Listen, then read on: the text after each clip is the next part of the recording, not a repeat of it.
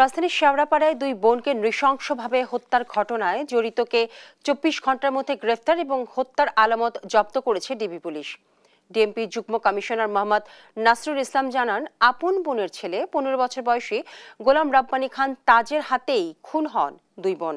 Cycle কেনার টাকা চুরি করতে গেলে খালা দেখে ফেলায় ছুরিকাঘাত করে হত্যা করে তাদের। আরো জানাচ্ছেন তাইফুর রহমান তুহিন। গত শুক্রবার দুপুর ১২টা ৫০ মিনিটের পর রাজধানীর শেওড়াপাড়ার ভাড়া বাসায় খুন হন মরিয়ম বেগম ও তার বোন সুফিয়া বেগম।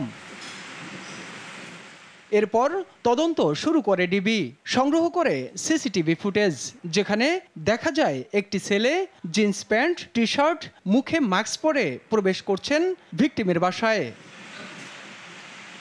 কিছুক্ষণ পর পোশাক পরিবর্তন করে বের হয়ে যেতে দেখা যায় তাকে।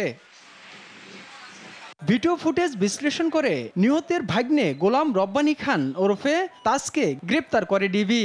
উদ্ধার করে রক্তমাখা জামা, প্যান্ট ও জুতো।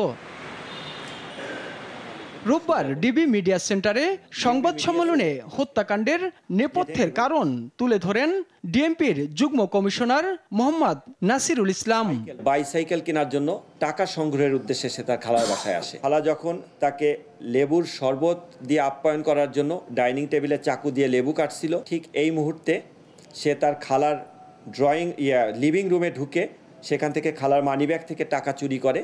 টাকা চুরি করার ঘটনাটি তার খালার চোখে পড়ে। তার খালা যখন তাকে চার্জ করে তখন সে দিক বিদিক হয়ে ডাইনিং টেবিলের এখানে এসে ওই চাকু দিয়ে তার খালার পেটে আঘাত করে এবং রান্নাঘরে ঢুকে পাটা পুতা, শিল পাটা যেটা, সেটা পুতা এনে প্রথমে ছোট খালার মাথায় আঘাত করে, পরবর্তীতে বড় খালাকে আঘাত করে। এ হত্যাকাণ্ডের পিছনে আরো কেউ জড়িত আছে কিনা তা তদন্ত করে দেখছে পুলিশ। আমরা বিষয়টি তদন্তের বিবেচনায় রেখেছি যে নেপথ্যে অন্য কারো সংশ্লিষ্টতা আছে কিনা। এ ঘটনায় মিরপুর মডেল থানায় একটি হত্যা মামলা দায়ের করেছে নিহতের পরিবার। থানায় একটি মামলা রুজু করে। তাইফুর রহমান তুহিন, দেশ টিভি, ঢাকা।